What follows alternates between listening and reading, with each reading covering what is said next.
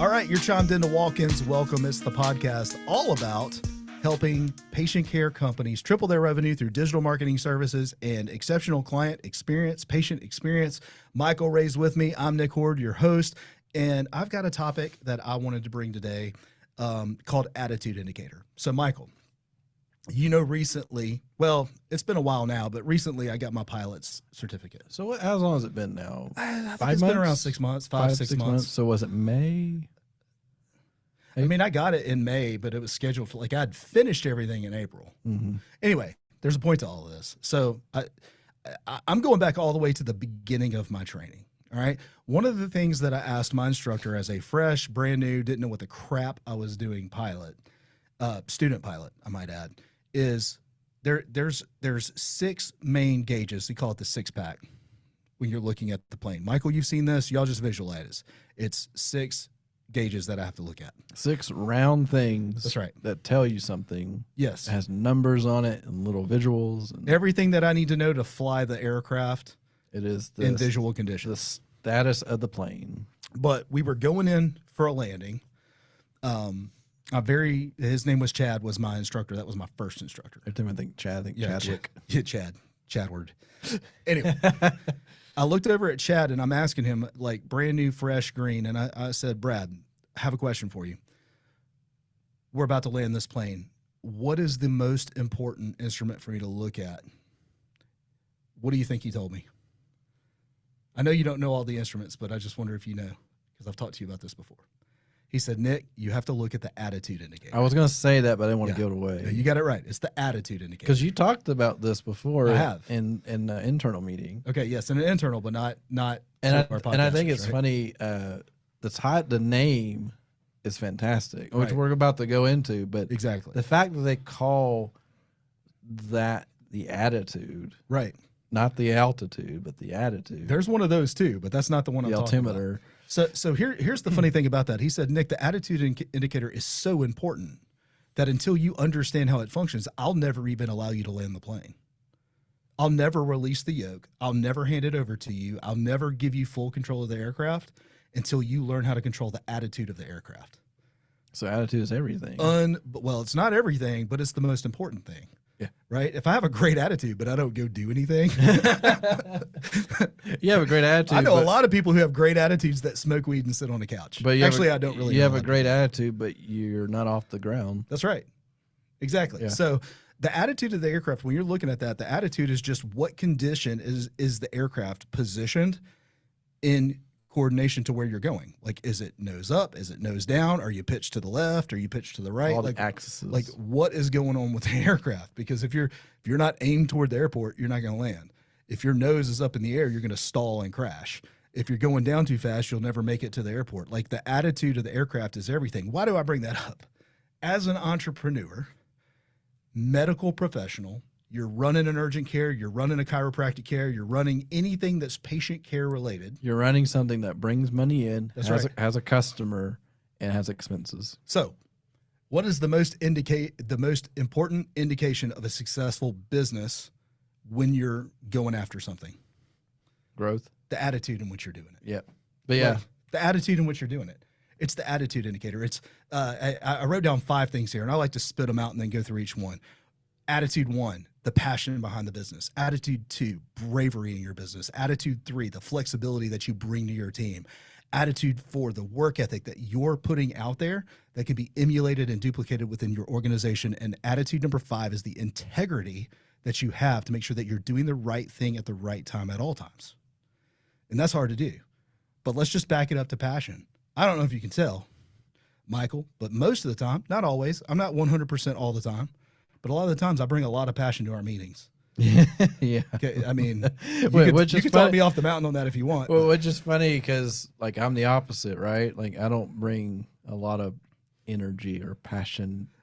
We just cut an episode all about this podcast equipment. You brought some passion to that. I'm just going to let you know. Well, and it's so funny in my networking group when they do their 2-minute presentation, there's always somebody that will present that has like a ton of energy. Like there's like a handful of them, and when they come around to me to say what I thought about the thing, I say, well, You're the opposite of me because you have a lot of energy, and they all start chuckling. That may be true.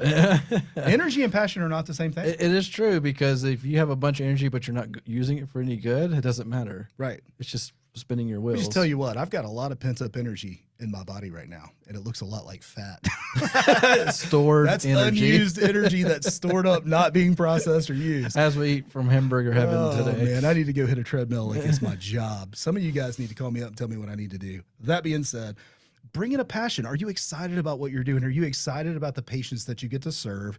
Are you excited about the services that you offer? Are you bringing that, and is it being exposed to your team? Yep. Are they excited about what they do because they're riding off of your excitement level? Yeah, I mean, reality is, whether you like it or not, if you are the owner, the leader of the company, your attitude will trickle down. Absolutely. If you are very pessimistic, so will your team be, to a certain degree, right? And so you have to remember that. Now, I think there is a line for everything, but ultimately, if you're not showing your passion, you're not putting the energy into it, you're not showing that you love what you do, or you love the idea of what you're doing, or what I'm looking at right now, remember why you started. That he has a sign in here. Yep. Sometimes your passion isn't necessarily the business itself, but what it's achieving, or what cause it's fixing. That's right. Or whatever it is. Like there's a reason. Sometimes you forget. You're 10 years in. You've been doing this for a while. It becomes very monotonous or churn, and you forget why you started in the first place. Yes. And sometimes you have to remind yourself to get back that energy, because it just kind of got, whether we like it or not, and as much fun as we have on this podcast and the things that we do with this company, there are days it's like, I'm not feeling it today. It's tough. Yeah. It can be Or tough. like in our world, a cancellation comes in. You're like, why? And then sometimes it just hurts. It'll suck the passion right out of your body. Yeah. And very quickly. Yeah. Well, the next one is bravery. Are you bringing an attitude of bravery? And that seems like it's chivalrous and all. That's not really what I'm talking about. Are you taking risks, the right kind of risks, the right kind of measured risks in your business? Right? Are you taking those? Are you making the tough decisions, or are you squatting? I'm guilty of that in the past, of having to deal with a negative circumstance. And instead of being brave enough to go and take care of it, that attitude of bravery wasn't with me, and it caused damage to the company.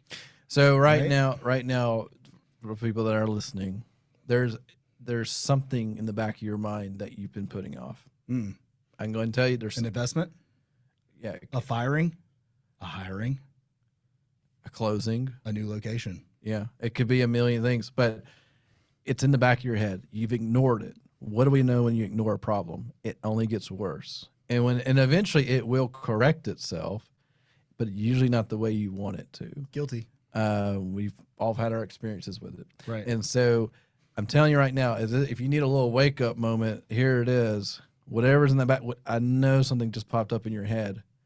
Go after it. And you're like, I don't know what to do. Well, write it down. Write down the problem. And then start writing down possible solutions, and then see which one makes sense. I love it.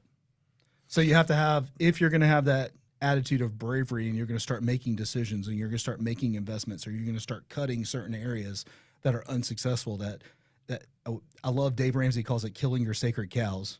Things that you think that, hey, this is the way we've done it. This is the way we've always done it. This is the way we're always going to do it. Shoot that sacred cow and come on into the 2022 post-COVID with a brand new way of doing business, and you're stuck in your ways because you've been doing it for 30 years. I'm not trying to call you out in a negative way. I'm trying to call you to action. Well, and like, so I had worked for a previous company, and there was a statement made by that owner that said, what I've done is it should carry us for 10 years. No.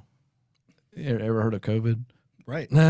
Like, honestly, you can even say, well, what about banking? And all, like, these are like the tried and true industries that never change. Have you seen how much banking's changed in the past 10, 20 years? Mm-hmm. Like, you're no longer walking into a lobby. You're picking up your phone, making your transaction, and moving on. I can't tell you the last time I walked into a bank. Like, 'cause I don't have to. No, everything's done on the phone. It is. And it's just, or like the stuff that we use, it's like a virtual bank. It doesn't I'm pretty even, sure you deposited a check today over your phone, didn't you? I did that into a bank that to some doesn't exist. That's actually a true story. That's actually a true story for another time. All right. But with that, though, you have to have flexibility And I talk about this all the time, Michael. Try, fail, And adjust. adjust. It wasn't an original thought though. Where'd you get it? The try, fail, adjust. Yeah. I heard that probably in Amway, like Well, 20 years ago, to be honest with you. I've heard it too from John Maxwell. Okay, that'd be another good one. Yeah. He was probably at that conference. No, I actually saw John Maxwell in person Okay, here in Birmingham, one of the Highlands okay. leadership. Yeah, I saw things.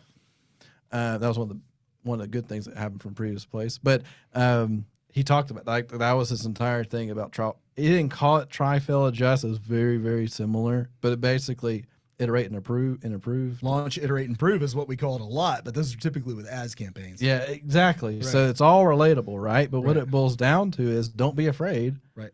You're gonna fail. It's going to happen. It's The attitude in which you do that will determine the success of your company. because I know so many people that have tried, failed, and gave up. They didn't adjust; they just gave up. Right. I know so many people. Like we work with tons.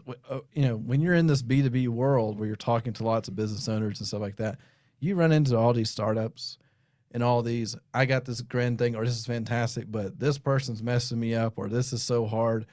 And then 6 months later, you don't hear from them ever again, and they're working somewhere. So don't be afraid, right? Right. And like you said, the attitude behind it is, there are going to be some good parts. There's going to be some bad parts, but you're moving the needle forward every That's right. single time. Number 4 attitude, work ethic. Yeah. Hey, So, listen, y'all. A doctor's got to doc.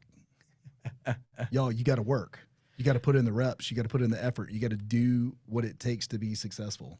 yeah, I mean, the work ethic's kind of one of those things where I would almost say in today's world, not a bad rap, but a misconception or I think so because they've tied it to this word hustle and yeah. I can't think of all the acronyms that I've heard. Just I know hustle like triggers half of our team. You know what I mean? Or my one of the worst ones is burn the midnight oil. Yeah, So obviously there is a place for some of that. If you are just starting your practice, getting the ball moving, you're trying to keep things rolling, you're going to have some long nights, you're going to have some long weekends, just long days. But it's not the end of the world, right? Like and they there's should also be in a season. right, there are sprints of that, not constant. If it's constant, you've done something wrong. When I worked for Coca-Cola, man, we were sprint after sprint after sprint. Yeah, Like it was constant. your break was a weekend. Oh my gosh. Round if, two. if I even got that. Right. Because I'm telling you, when I worked in Tuscaloosa, University of Alabama, yeah, weekends didn't matter. No. I'm doing Coca-Cola. let's be clear about that. let's be clear about that. Anyway, so but the thing about like you in the work ethic that you put out is what your team's gonna reciprocate, right? Like if you're the type that just shows up, let's say you're a 8 a.m. to 8 p.m. clinic, so a 12-hour day clinic, but you the owner or the main doctor of like a small clinic, you show up at 9:30 and don't give a reason behind it. You miss an appointment, you go home early. Your team's not going to know much better because you set the precedent for it, right? And so you got to set that, like you want people to work well and do the right thing, but you don't want to burn out. Right. Like there's always that line you got to play. But at the same time, like ultimately, when you're like, well, work ethic, I think everybody's got it. And to some degree, well, when you go through your interview process, you can identify who's got good work ethic and who doesn't. Right. Pretty quickly. So, but you got to have it. Like but just be careful. Like don't burn out on it. I think you even say too, like when you first started this company, it was a lot of late nights figuring stuff out. Yeah. A lot of that. There was a lot of working till midnight. And my lovely bride, Heather, had a lot of grace for me in that. But she also told me, you have 5 years to build this company. It only took 3. We're good. I'm just kidding. It's still growing. We're It's still- celebrating 5 years next year. That's right. Isn't that crazy? That's right. So She expects an ROI on my time, too. I'm just telling I you. think it's happening. Yeah. Anyway, it is. so yeah, work ethic. You have to have it, just like everything else on here. And I've run into business owners that don't have the work ethic. They just want to play. They want all the niceties of an owner, all the benefits, without the actual work put in, and it never works. Right. It just doesn't. I understand.